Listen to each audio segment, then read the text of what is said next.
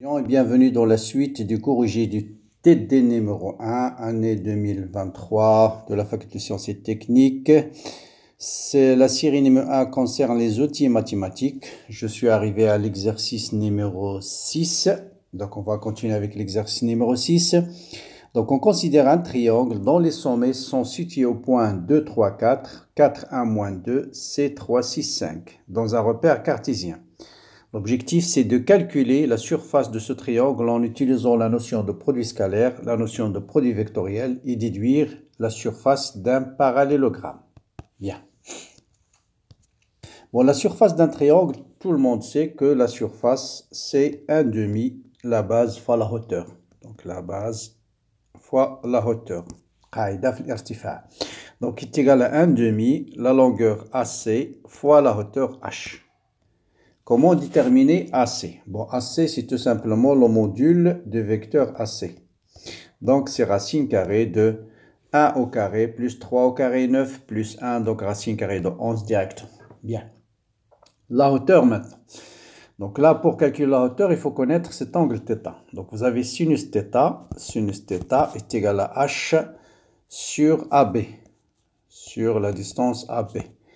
Donc, H est égal à AB fois sinus θ. Donc, on doit déterminer AB, et c'est là où ça va intervenir la notion de produit scalaire, c'est dans le calcul de sinus θ. Vous avez le module de AB scalaire AC, soit se forme AB fois le module de AC fois cosinus θ, ou bien est égal au produit scalaire des deux vecteurs qui est le vecteur AB, c'est 4 moins 2, c'est 2. 1 moins 3, c'est moins 2. Et moins 2 moins 4, c'est moins 6. Moins 2 moins 4, moins 6. Scalaire. Le vecteur AC, donc 3 moins 2, c'est 1. 6 moins 3, c'est 3. Et 5 moins 4, c'est 1. Donc voilà, ça vous donne XA fois XB, c'est-à-dire 2 fois 1, c'est 2.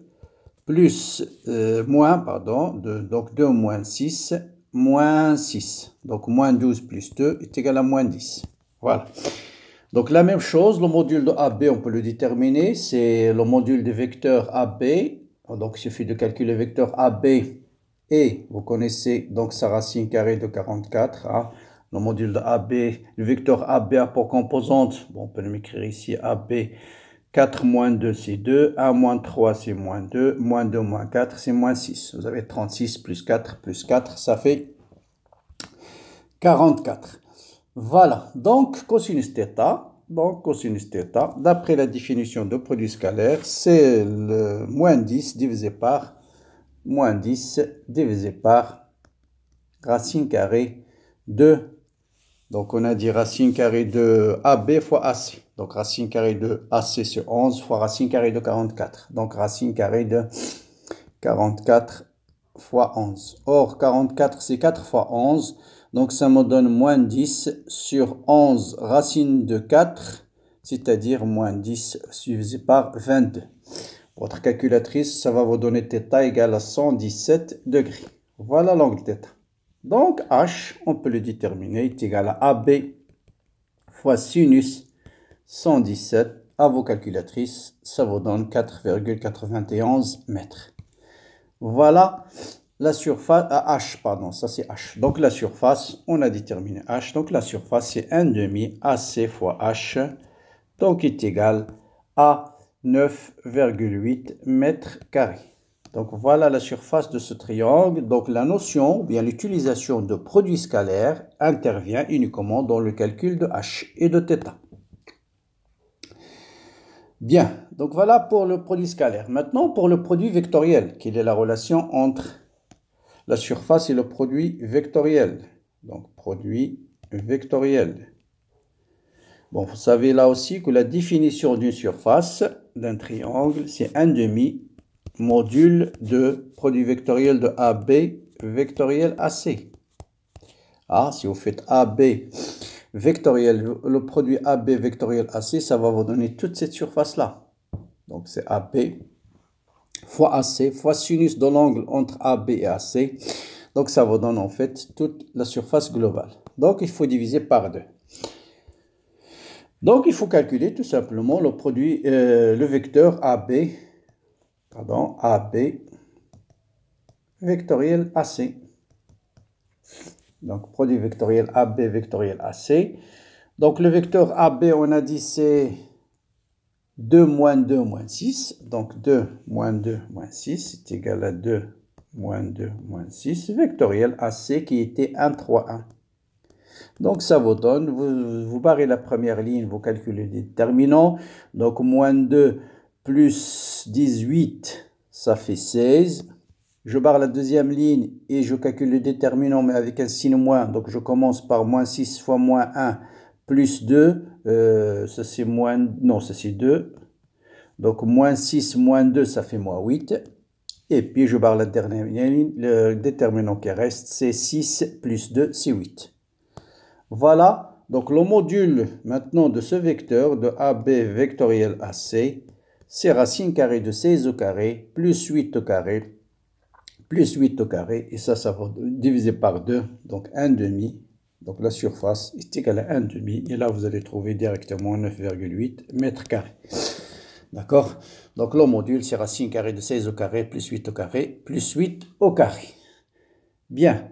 Maintenant, on nous dit de déterminer la relation de, bien sûr, la surface totale de surface d'un parallélogramme, surface d'un parallélogramme A, B, C, D. Ça, c'est A, B, C, D. Donc, c'est bien sûr la surface, c'est module de AB vectoriel AC. Bien, donc je continue avec l'exercice 7, mais là vraiment c'est un exercice où il y a beaucoup de calculs. Bon, je vais essayer de le faire juste une partie. On considère la base cartésienne. Montrer que V1 vectoriel V2 vectoriel V3 est égal à V1 scalaire V3 suivant V2 moins V1 scalaire V2 suivant V3. Bien. Allons-y. Donc exercice 7. On nous demande de montrer que V1 vectoriel V2 vectoriel V3 est égal. Donc dans ce cas-là, pour se rappeler, vous avez V2, V3, vous mettez le vecteur V2 ici, vous mettez le vecteur V3, et là, vous mettez le produit scalaire du reste. Donc j'ai V2, il me reste V1 scalaire V3, suivant V2, ensuite avec un signe moins, j'ai V3, il me reste V1 scalaire V2. Voilà, suivant V3. Voilà comment se rappeler. Maintenant, il suffit de calculer ce terme. Et montrer qu'ils sont égaux. Donc, je vais calculer juste la composante suivant x de ce terme et la composante suivant x de ce terme. Donc, vous avez bien sûr V2 vectoriel V3. Bon, composante de V2, c'est x2, y2, z2. Vectoriel V3, x3, y3, z3.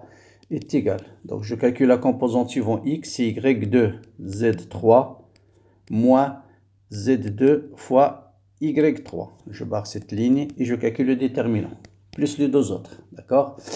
Ensuite, bon là, il me faut calculer quand même les trois, parce que je vais calculer ce produit, un autre produit vectoriel. Donc ça, c'est, je barre la deuxième ligne, donc c'est z2, ou bien juste faire une permutation circulaire, z3, donc c'est z2 fois y1.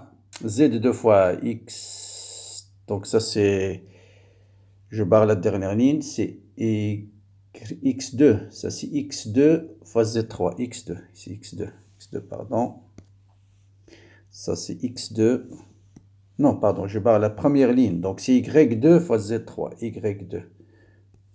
y2 fois z3 moins z2 fois y3, c'est correct, moins z2 fois y3. Donc, il me reste ici z2 fois x3, moins z3 fois x2, et enfin, x2, y3, moins y2, x3. Bon, il y a trop de calculs sur rien, pour rien. Bon, ça, on aurait dû donner juste la propriété. Bon, c'est pas grave. Donc, V1 vectoriel, V2 vectoriel, V3. Voilà V2 vectoriel 3. Donc, je mets x1, y1, z1 vectoriel, ce terme-là. Donc, je calcule juste la première composante. Donc, ça sera, je barre la première ligne et je calcule le déterminant qui reste. Donc, ce sera y1 fois ce terme. Donc, ce sera y1 facteur de x2, y3, moins y2, x3, moins z1, facteur de ce terme-là, y2, y2, donc je barre la première ligne, donc fois z2, y2, z3, y2, je barre la première ligne, donc y1 moins z1 fois z2 x3, z2, normalement c'est z1 fois z2 x3, oh là là, j'ai pas moins z3 fois x2, voilà.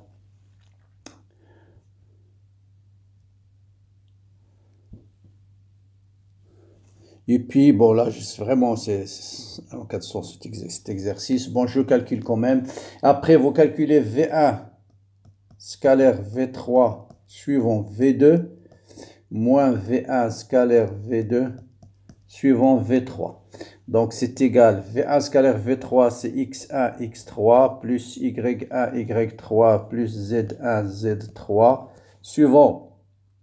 Donc sa composante suivant x fois x1, ensuite moins x1, x2 plus y1, y2 plus z1, z2 fois x3.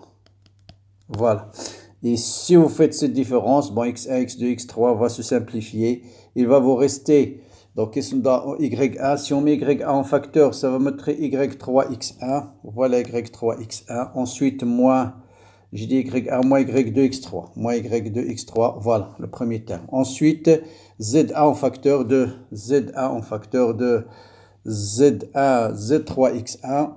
Voilà, z3, x1. Donc, z3, x1.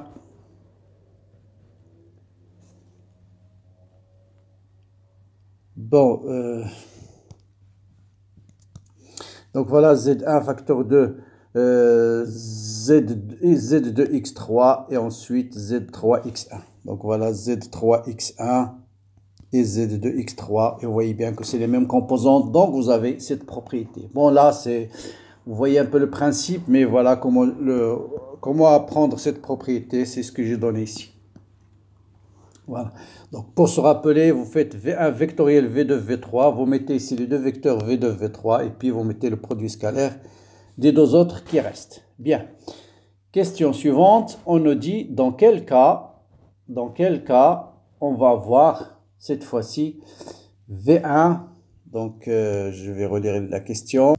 Donc, non, plutôt, on nous dit de montrer que V1 vectoriel V2 vectoriel V3 plus V2 vectoriel V3. Bon, il suffit de faire le V1 vectoriel, ça c'est une permutation circulaire en fait, voilà. C'est une permutation circulaire et on va voir que c'est égal à 0. Bien, on nous dit de montrer, dans question 2, de calculer d'abord V1 vectoriel V2 vectoriel V3. Qu'est-ce qu'on a dit? Vous mettez les deux vecteurs V2, V3 et vous mettez le produit scalaire du reste, V2.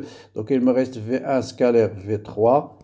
Ensuite, suivant V2, hein, c'est suivant V2, moins V3, il me reste V1 scalaire V2 suivant V3. Ensuite, permutation circulaire, V2 vectoriel, V3 vectoriel, V1. Hein, vous mettez une permutation circulaire, hein, V2 vectoriel, V3, ensuite V1. Donc la même chose, je mets V3 et V1 et je mets le reste. Donc ça sera V2 scalaire V1 suivant V3. Et là j'ai V1, il me reste V2 scalaire V3. Et ensuite V3 scalaire V1 vectoriel V2. Même principe, vous mettez V1 et vous mettez V2. Et là, vous avez V3 scalaire V1, scalaire V2 moins, et là V2, il me reste V3 scalaire V1. Et si vous faites 100 terme à terme, vous voyez bien V1 scalaire V3 suivant V2. Voilà, ce terme va s'annuler avec celui-là. V1 scalaire V2, V1 scalaire V2 suivant V3, ce terme va s'annuler avec celui-là. Et V2, V3, V2, 3, ce terme va s'annuler avec celui-là. Donc ce terme plus celui-là, plus celui-là, est bien égal à 0. Bien. Maintenant, on nous dit dans quel cas je peux changer les parenthèses, c'est-à-dire V1 vectoriel V2 vectoriel V3, c'est en même temps V1 vectoriel V2 vectoriel V3. Donc là, c'est pas toujours vrai cette relation. On va voir dans quel cas cette relation est vérifiée.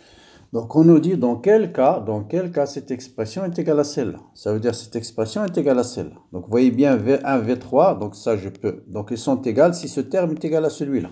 Donc si V3 scalaire V2 suivant V1 est égal, autrement dit moins V1 scalaire V2 suivant V3 est égal à 0.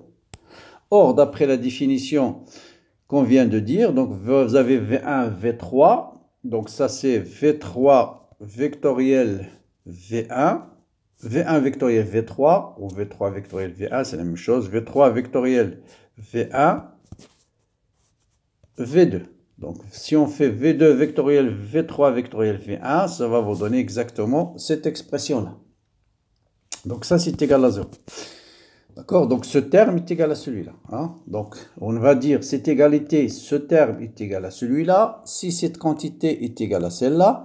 Donc, en faisant ce terme, on l'annule. Donc, il reste ce terme est égal à celui-là. Ça veut dire leur différence est égale à 0. Et leur différence nous dit tout simplement, c'est ce produit vectoriel égal à 0. Or, le produit de deux vecteurs sont nuls, c'est l'un des deux vecteurs est nul, ou bien les deux vecteurs sont collinéaires. Donc vous avez deux conditions pour avoir ce produit vectoriel nul. Donc on a V2 vectoriel V3 vectoriel V1 égale à 0. Vous avez deux cas possibles, soit V3 vectoriel V1 égale à 0, ou bien V3, c'est-à-dire V3 est parallèle à V1, ou V2 est parallèle à V3 vectoriel V1. D'accord? Donc, soit deux conditions. Donc, soit, autrement dit, soit V3 est parallèle à V1, soit V3 est parallèle à V1, ou V2 est parallèle à V3 vectoriel V1. Voilà les deux conditions pour avoir cette égalité-là. D'accord? Dans ces deux conditions-là, le produit, on peut changer les parenthèses sans problème de la déviation. Donc, soit V3 est parallèle à V1 ou bien V2 est parallèle à V3 vectoriel V1. Donc voilà pour cette deuxième partie où j'ai traité l'exercice 6 et 7. Donc c'est essentiellement des applications de produits scalaires, de produits vectoriels pour calcul de surface et puis des propriétés de produits vectoriels. Donc voilà. Donc j'espère que c'est clair. Donc à très bientôt pour la suite de cette série qui est assez longue. Donc dans la série suivante, je vais continuer l'exercice 8, 9 et 10. Voilà. Bon courage, bonne continuation et à bientôt.